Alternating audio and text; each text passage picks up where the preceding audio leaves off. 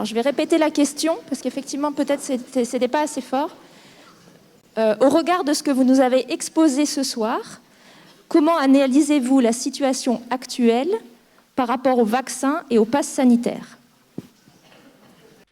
Voilà, donc Boris Cyrulnik, vous le connaissez, il est neuropsychiatre et neuropsychologue, il s'intéresse à la résilience et on lui pose la question juste après sa conférence qui s'appelle « Pourquoi dire non, langage totalitaire et résistance ?» Et en gros, ce qu'il explique, c'est comment on arrive à adhérer à un régime totalitaire sans même s'en rendre vraiment compte et sans même qu'on pense qu'on est dans un régime totalitaire. Donc c'était important comme question, je trouve, comme conférence.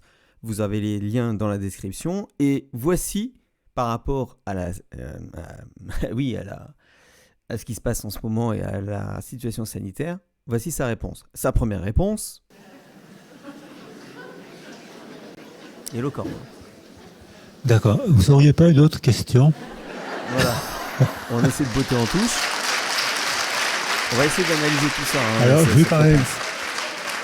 je vais quand même essayer de répondre. Parce que quand il y a beaucoup de livres d'histoire des épidémies qui sont passionnants, l'histoire des pestes, l'histoire des virus, et qui sont passionnants. Et à la fin, au cours de chaque épidémie... Voilà, alors déjà, première chose, il est en train de comparer le coronavirus, le Covid, à la peste. Voilà, déjà, beaucoup moins de mortalité avec le Covid par rapport à la peste, on est bien d'accord. Donc déjà, je sens qu'on est en train de... je l'ai vu une seule fois, cette conférence, mais la réponse m'a semblé très très curieuse par rapport à tout ce qu'il avait dit dans sa conférence qui était très intéressante, même s'il y avait certaines réserves déjà, quoi. Mais je ne vais pas vous faire toute la conférence, sinon vous ne resterez pas. Il y a toujours le même schéma. Il y a le bouc émissaire, ce que j'ai proposé pour réfléchir au langage totalitaire, mais il y a aussi d'autres manières de réagir. Par exemple, au cours de chaque épidémie, il y a des jeunes qui font des fêtes désespérées. Ils vont dans les cimetières, ils boivent, ils rentrent dans les maisons des morts, ils vident la cave, et il y a des bacchanales désespérées parce que la mort est imminente. Et puis dans les... Est-ce que vous avez l'impression qu'il répond vraiment à la question pour l'instant ? Moi, j'ai pas vraiment l'impression qu'il réponde à la question. J'ai l'impression qu'il botte en touche et qu'il essaie de s'en sortir tant bien que mal. Même épidémie, il y a des gens qui disent « mais non, il n'y a pas d'épidémie ». Il y a des gens qui dénient. C'est-à-dire que le déni est un facteur de protection. Je n'ai pas d'angoisse puisque je dénie. Il n'y a pas de virus, il n'y a pas de peste. Je n'ai donc pas d'angoisse, ça me protège, je me sens mieux, mais je n'affronte pas le problème et j'augmente ma probabilité de mourir de la peste. Alors ça, c'est vraiment de la malhonnêteté intellectuelle de sa part, c'est vraiment très, très curieux puisqu'il sait, vu qu'il connaît les neurosciences, il sait pertinemment que lorsqu'on a peur, on a ses défenses immunitaires qui baissent et lorsqu'on évite la peur, on a les défenses immunitaires qui restent.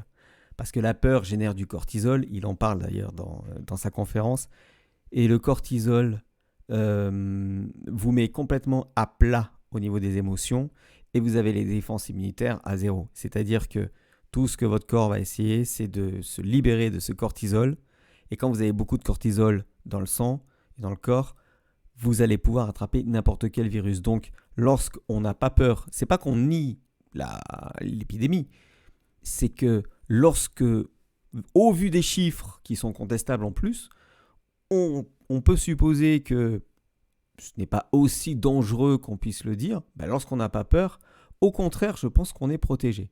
Mais ça n'engage que moi, bien sûr. Vous pouvez critiquer. Or, à chaque épidémie, il y a des gens qui font la fête, qui dénient. Et puis, il y a des gens qui rentrent dans les maisons et qui profitent de l'épidémie pour imposer leurs lois. Alors, pour ce qui nous arrive, nous, on voit le même processus. Le phénomène du bouc émissaire est arrivé. Le sauveur est arrivé. Il a épousé une amie de ma fille, Raoult. Et sa fille était une amie de ma fille, elle porte le même nom, dont je connaissais son père. Enfin, vous voyez un peu la structure de parole. Donc, vous voyez, il élève Didier Raoult comme sauveur, voilà, et non pas scientifique. C'est vraiment un peu étonnant, hein, pour l'instant. Je pense que déjà la doxa là, elle est vraiment dans sa tête. C'est-à-dire que même lui, grand intellectuel, d'ailleurs il en parle des intellectuels qui même se font avoir par la doxa. Je pense que là, c'est peut-être dû à son âge aussi, hein. Là, je pense que Boris Cyrulnik n'est plus tout à fait objectif par rapport à la situation du Covid. Parenté. Et Raoult, il paraît que c'est un excellent virologue. Il paraît qu'il est reconnu. Mais là... Il paraît qu'il est reconnu. Vous vous rendez compte, il dit, il paraît qu'il est reconnu. Il paraît qu'il est reconnu. Non, c'est pas il paraît, c'est il est reconnu. Il n'y a qu'à voir son CV, il n'y a qu'à voir les interviews, il n'y a qu'à voir les interviews qu'il donnait il y a quelques années de ça, il était vraiment reconnu. C'est pas il paraît. Là, c'est... Qu'est-ce qui se passe là, Boris ? C'est pas possible. C'est pas possible. C'est pas possible. Il est parti, il a fait le processus que je proposais tout à l'heure. Il est parti d'une hypothèse, un a priori, un postulat jamais évalué, jamais vérifié. Et hop, il est parti là-dessus. Et il y a à Marseille, il est adulé. À Marseille, c'est à Marseille que les services de réanimation ont été le plus débordés, parce que les gens refusaient le vaccin. Donc... Non. Déjà, à la base, le vaccin, il n'existait pas. À la base, c'était on se protège avec le masque, avec les mesures barrières, les gestes barrières, et avec le gel hydroalcoolique. Et, bien sûr, le confinement. Hein, voilà, donc il n'y avait pas encore de vaccin. Donc, on ne peut pas dire que les services de réanimation étaient débordés à cause des gens qui ne voulaient pas se faire vacciner, puisque le vaccin n'existait pas encore. Dans la première vague, on va dire. Il n'y avait pas encore de vaccin. Donc, là, c'est de la malhonnêteté intellectuelle. Ou de l'interprétation. Ou alors, de quand parle-t-on ? On parle de quelle période du Covid ? Ça serait intéressant de voir aussi. Mais de dire que les gens ne se sont pas fait vacciner, donc ils sont allés en réanimation, c'est faux, puisque c'était avant même le vaccin. Et lorsqu'on parle d'une hypothèse qui n'est pas vérifiée, on appelle ça la science. Les scientifiques commencent par une hypothèse, ensuite font des expériences, et voient si cette expérience est concluante par rapport à l'hypothèse de base. Je ne vois pas en quoi c'est répréhensible. Il prenait la chloroquine parce que cet homme était merveilleux. Alors voilà l'exemple d'homme. Non, c'est pas parce que cet homme était merveilleux, c'était parce qu'on avait remarqué que les symptômes étaient les mêmes que pour les maladies respiratoires tropicales, entre autres, et que ça fonctionnait. Ça fonctionnait pour certaines personnes, en tout cas. Alors bon, bien sûr, il y a eu des études, le Lancet, etc., le Lancet Gate, ça personne n'en parle, hein, c'était cette étude bidonnée, mise en avant par une actrice porno quand même, je sais pas, mais puis des abrutis, enfin des gens qui ont spéculé là-dessus. Le Lancet a donné raison à l'interdiction de l'hydroxychloroquine, tout simplement. C'est pas la chloroquine d'ailleurs, c'est l'hydroxychloroquine avec l'azithromycine. Mais c'est passé comme une lettre à la poste, quoi. C'est pas grave, l'étude est bidon, mais on ne revient pas sur l'interdiction.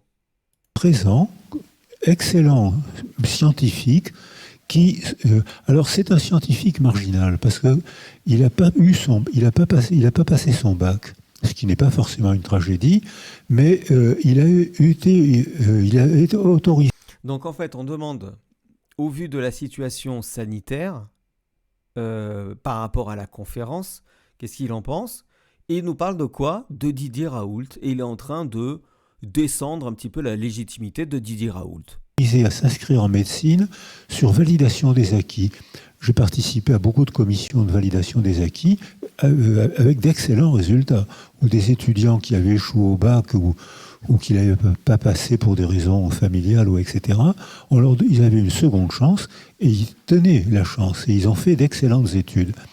Donc c'était bien, mais ça restait quand même dans ces publications, ça reste quand même un marginal de génie. Et là, je ne sais pas pourquoi, il est parti sur une hypothèse, un postulat, indémontré, la chloroquine marche bien, alors que la chloroquine n'a pas d'action. Enfin, c'est un antipaludéen, j'en ai pris.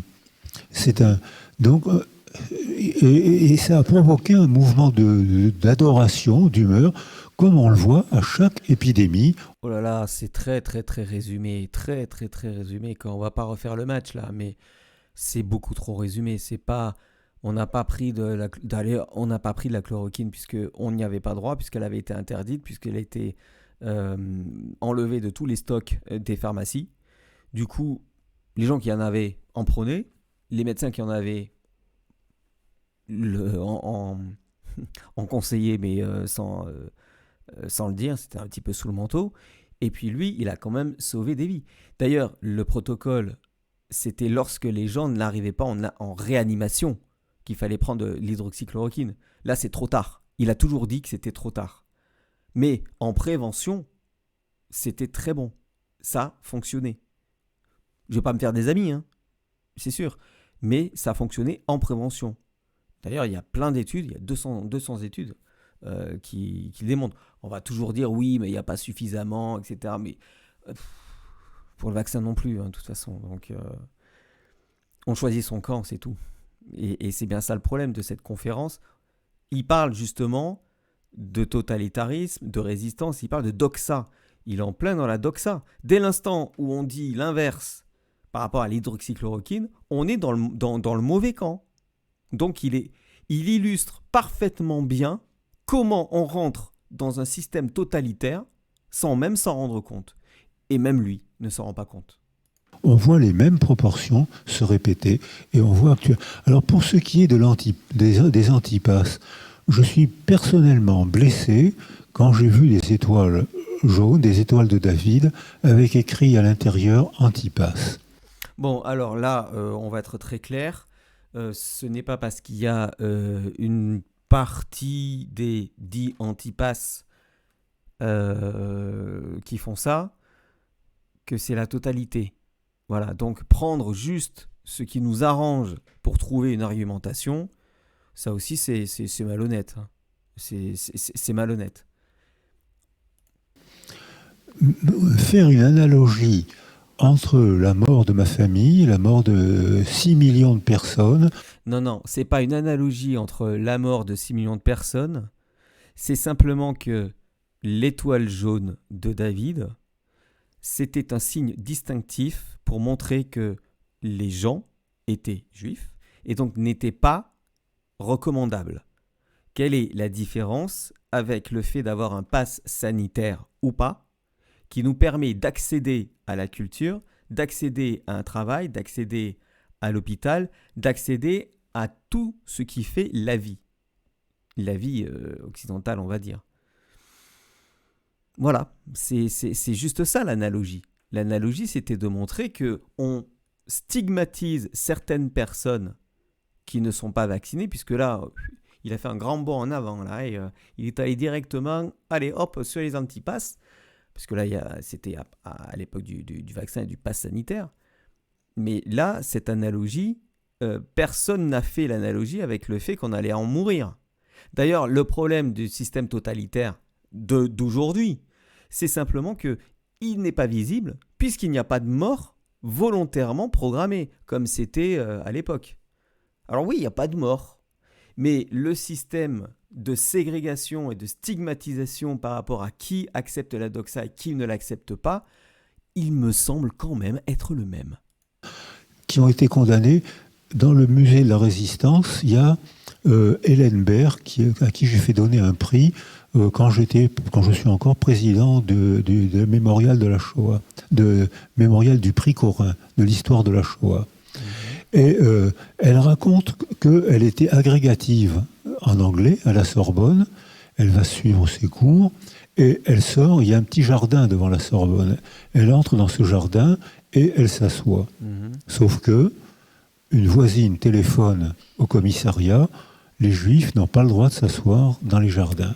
Oui, mais il y a eu aussi cette polémique qui était démontrée, qui avait été montrée par BFM TV, je crois, où il y avait une retraitée qui acceptait de dénoncer les personnes qui n'avaient pas le pass sanitaire. ou alors qui contrôlaient elles-mêmes les passes sanitaires. C'est simplement que les visages ne sont pas les mêmes, les rôles ne sont pas les mêmes, le régime n'est pas le même, mais le mécanisme en lui-même qui amène à un régime dit totalitaire, il est en marche, si j'ose dire. La police arrive, elle est arrêtée, elle est morte à Auschwitz. Bon, nous, on ne va pas mourir, mais on aura 135 euros d'amende. Voilà. Bon, bien sûr, on ne va pas en mourir, mais on aura 135 euros d'amende. Morte parce qu'elle s'était assise dans un jardin. Alors, quand je vois que les antipasses font la même analogie entre l'antipasse, c'est quand même, c'est vrai que c'est casse-pied, mais enfin, quand même, mettre sur le même pied. C'est ça le problème. C'est lorsqu'on dit, c'est vrai, c'est casse-pied, mais enfin, ça va, quoi. C'est pas grave. Mais c'est pas possible qu'un intellectuel comme lui puisse réfléchir comme ça. On peut pas dire c'est pas grave. La liberté, maintenant, on la paye par un pass sanitaire, par le fait de se faire vacciner, se faire tester. D'ailleurs, les tests sont payants.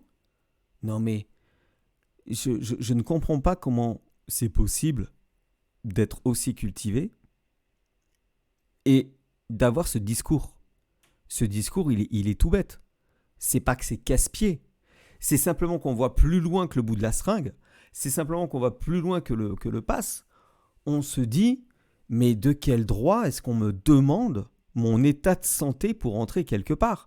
Et maintenant, en plus, ça a été publié le 5 novembre 2021. Nous sommes le 16 novembre.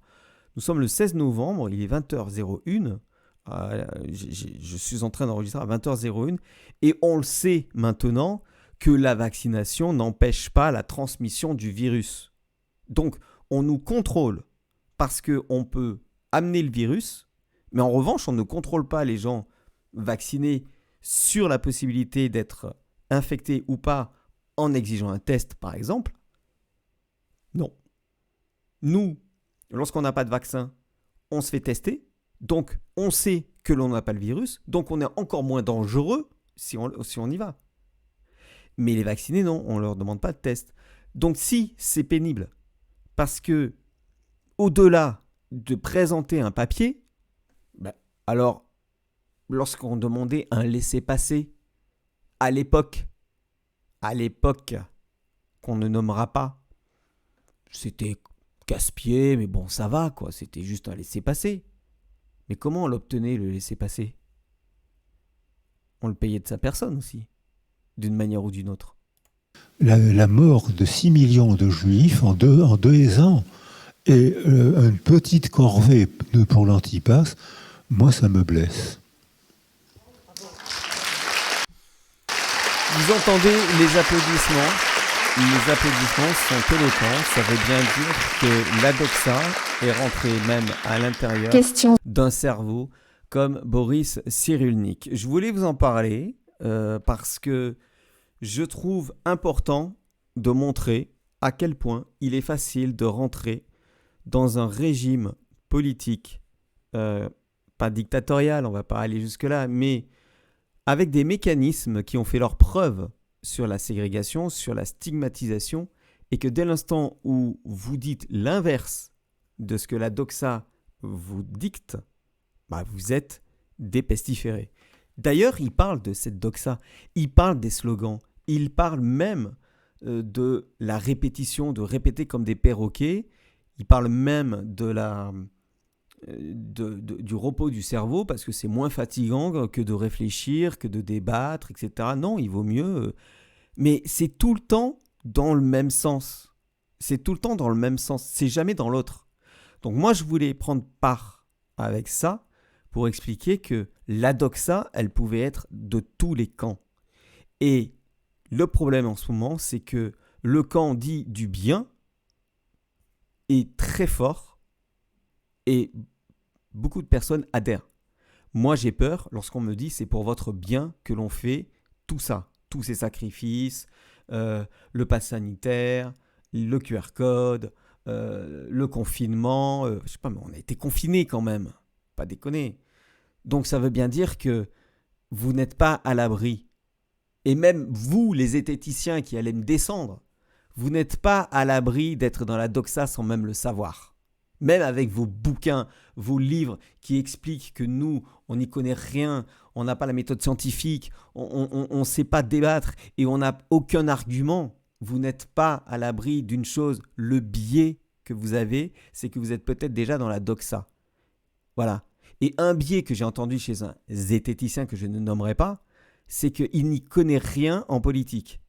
Comment tu peux prendre parti de ce qui se passe avec le coronavirus et des décisions politiques si tu n'y connais rien en politique?